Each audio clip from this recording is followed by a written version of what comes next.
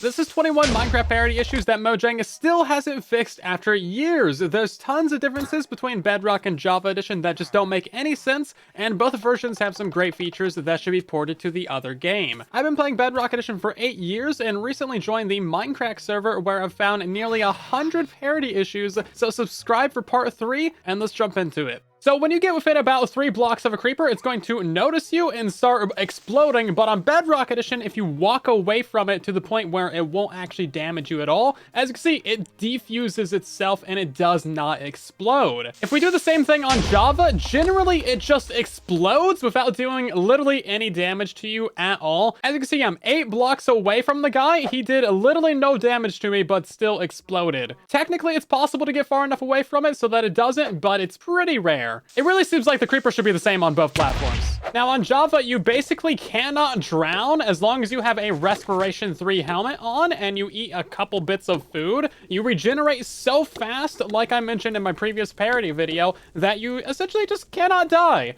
Now on Bedrock Edition, with the same exact setup, you die really quickly because of that regeneration issue. So everyone hates phantoms, right? But guess what? They are way worse on Bedrock Edition. Phantoms deal 1.5 hearts of damage on Java, and on Bedrock Edition, they do 4.5 hearts. What is this difference? Oh my god. It literally deals 3 times as much damage on Bedrock Edition as they do on Java. And again, that much slower regeneration really hurts you here. Now on Bedrock, you're limited to 5 phantoms in one area, but that's not really the case on Java. So if you have a bunch of people in one area that haven't slept, then you're probably gonna get a lot of phantoms on Java. So did you know that Java Edition is missing out on a great mechanic with fish? If you kill a fish with looting 3 on Java, you have a 5% chance of getting 1 piece of bone meal. Now, if you have a looting 3 sword on Bedrock Edition, you have a 28% chance of getting between 4 and 8 bones from a single salmon. Look at this, we just got 4 bones. And this stacks with things like trident killers and arrow killers, meaning that we can make incredibly powerful and efficient bone meal farms on Bedrock, but they should obviously add the better bone drops to Java, because 5% for 1 piece of bone meal, why does that even exist? Please don't remove this from Bedrock, Mojang, please, we will riot. I promise you, we will riot. Now, kind of a sad one is that on Java, you can't actually name tag armor stands, which I was very surprised by. I really thought this would be on Java Edition, but as you can see, you try and click on these things, and they simply do not work. Now, if you're in survival mode, it will actually consume the name tag, but as you can see, it doesn't actually put up the name directly above it. Now, a cool thing that you can do on Java is actually dispense armor stands with a dispenser. This has been around for literally years, and it's still not on Bedrock. So on Bedrock Edition, if you have an armor stand, you can just simply name it, and if you combine that with the colorful names that we have on Bedrock Edition, you can make some really cool displays. Now, we still cannot dispense armor stands on Bedrock Edition for some reason, and you also cannot pick block armor stands. You used to be able to, but they broke it years ago for some reason, and they still haven't fixed it. We're not even going to mention the fact that the Bedrock ones have arms and can hold things, because we don't have time for that. Zombies can actually see you from absolutely miles away. As you can see, this guy is a good like 30 or so blocks away. And if I walk over here, as you can see, he can already notice me. They can absolutely swarm you from ages away. You might not think that this is a good thing, but I actually kind of like the added difficulty of it. Now, on Bedrock Edition, you have to get quite close to the zombies for them to even notice you. As you can see, we're within like 10 blocks of these guys, and they still have not seen me. They have a much longer range on Java, and honestly, it's pretty fun. Now, you probably know that skeletons on Java Edition are absolutely wild. They have a lot of strafing, so it makes them harder to actually shoot at, and also attack. They're constantly moving and firing at you. Another thing that makes them difficult to fight is that their arrows don't actually bounce off of the shield the same way they do on Bedrock. So on Bedrock, if they bounce off the shield, they can actually hit the skeleton so that they end up actually just killing themselves. And another thing that we're missing is that the arrows don't stick into the players on Bedrock Edition. So the more I get shot, the more arrows I'm just gonna have sticking out of my body, which is actually such a fun mechanic. And they even show up in the inventory. I mean, look how cool this is. I got one in my eye and in my knee. I took an arrow to the knee. Now on Bedrock Edition, they basically just stand there and like shoot at you, which makes them really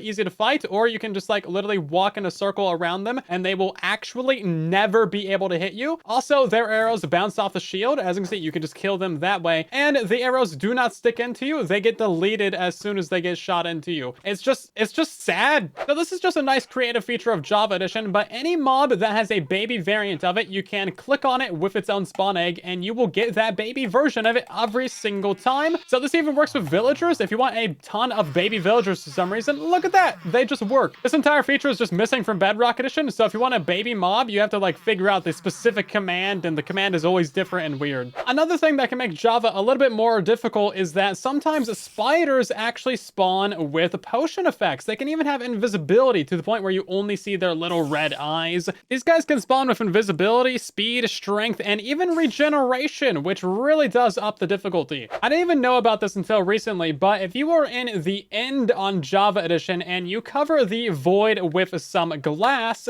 that is actually going to make it so that you can make a PNG map. So all of these are going to be transparent pixels on your map. So what does that actually mean? Well, if you build something on top of that glass, guess what? That's actually going to show up in the map, of course. But now if you put this into an item frame, you only have that part of the map actually show up. The rest of it is completely transparent. Now, if you go ahead and you get yourself an invisible item frame texture pack, that means that you can build really cool and creative things using this method, which is just completely impossible on Bedrock Edition. Now, on Bedrock Edition, glass doesn't even show up on the map. As you can see here, it's just sad, honestly. So we can't do anything with this mechanic on Bedrock Edition. And the void also shows up as black as well, so there's not a lot you can do here. So check this out. This is a normal water stream on Bedrock Edition with just some water above some blocks, and it just goes. And if we throw some items in here, look at how slow they move, and also you'll notice that they get stuck right at the end, and all of our items end right here. I thought that this was totally normal for years now because I've been indoctrinated by Bedrock Edition. So if you want to build a water stream, you need at least one piece of packed ice right here in the middle. That way your items have a chance of getting to the other side. Now, if you throw your items in here, as you can see, they're still going to get really slow at the end, but they will make it to the other side. If you want them to go pretty quick, you're pretty much going to need like at least a minimum 4 pieces of packed ice right there. And now let's go to Java Edition. So this is the exact same setup, all solid blocks right here. And if we just throw some items in here, you can see that all of these things that just absolutely zip on through the system. We have no packed ice, and it just works great. They don't even slow down at the end. You can still make the water stream out of packed ice, and the items will go quite a bit faster, but it's not even necessary at all. It's obscene. It's insane. Why is this different? I thought I knew what I was doing when it came to ice streams, but you don't even need ice on Java. But seriously, on Java, you don't even need ice. If you give your items a full momentum by dropping them at the very start of the stream, they never get stuck on that single solid block right there. It's only when you drop them in the middle of the stream that they can actually get stuck. You just don't even need any ice at all if you do it right.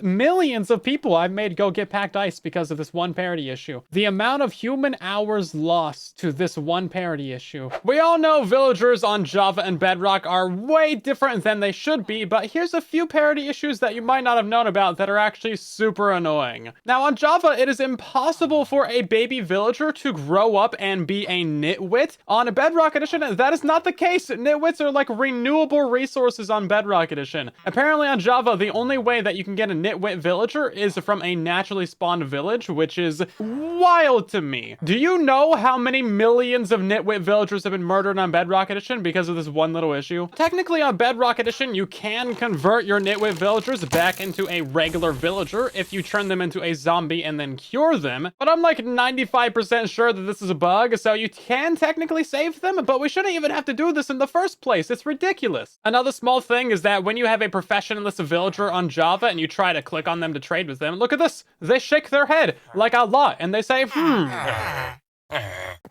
On Bedrock Edition, they don't do this. They actually don't do anything at all. So if you're a new player and you have no idea what's happening, then you're just not going to know what's happening. Now, on Bedrock Edition, if you punch a villager, it's really not going to do anything. It just doesn't really care at all. And you'll notice that it does not change its prices either. Hi, you want to be in the video? I guess you're in the video now. Congratulations. Now, if I punch this guy in the face, you'll notice that he's going to start panicking, and he also raises his prices as well.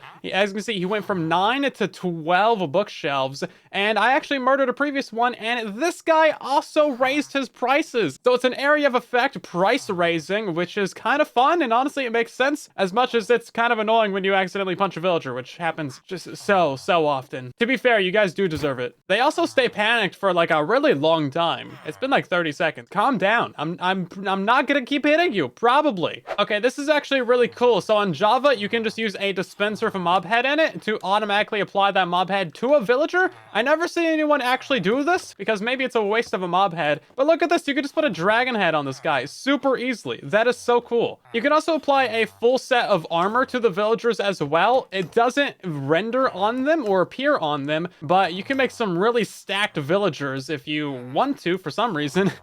That's kind of crazy. If we kill that guy, as you can see, he actually dropped it all. That's crazy. And this feature just does not exist on Bedrock Edition. As you can see, we can use the dispenser all day on this guy and he just does not care. It's actually sad. And it makes sense that villagers would actually be able to wear this stuff too. I mean, they're a humanoid. If a zombie can wear it, surely a villager can too. Okay, this one is definitely cheaty, but on Bedrock Edition, villagers actually know all of their trades from the moment that they get a job. It's not randomly determined like as soon as you upgrade them. That means that using a simple resource pack, you can actually see all of their future trades, even if they have not been leveled up with. And even better, you can actually trade with those trades as well. This is just a resource pack. It doesn't disable achievements. It's actually the best way to use villagers on Bedrock Edition. So as you can see, this guy just got a job and he has all of these trades. His final block right here is power 3. And if we go ahead and we reset his trades, as you can see, all of them are already figured out from the moment that he gets his job. These are all different now. Now it is fortune 3. And if we have this texture pack on, we can trade for that one immediately without having to upgrade him. This isn't possible on Java Edition because they randomly rule one tier at a time. So as soon as we upgrade this guy, he's going to randomly determine what his next tier is.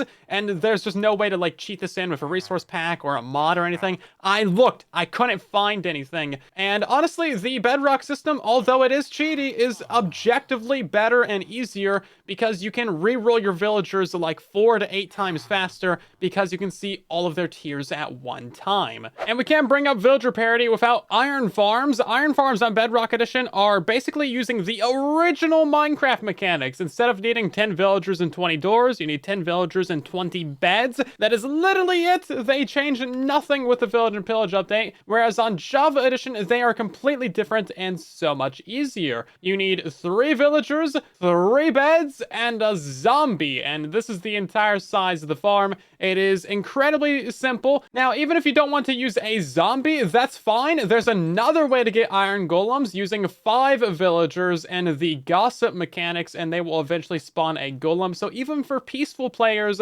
Java is still better and easier. And it's also way easier to stack iron farms to get multiple in one area for stacking up your rates, whereas on Bedrock Edition, it is an absolute nightmare. I guess we could forgive Mojang though. The Village and Pillage update came out just a couple of years ago in 2019. I am aging rapidly. I have a lot more parity issues that I couldn't fit in today's video, so subscribe for part 3 and tell me about any parity issues that you found in the comments down below, but thanks for watching.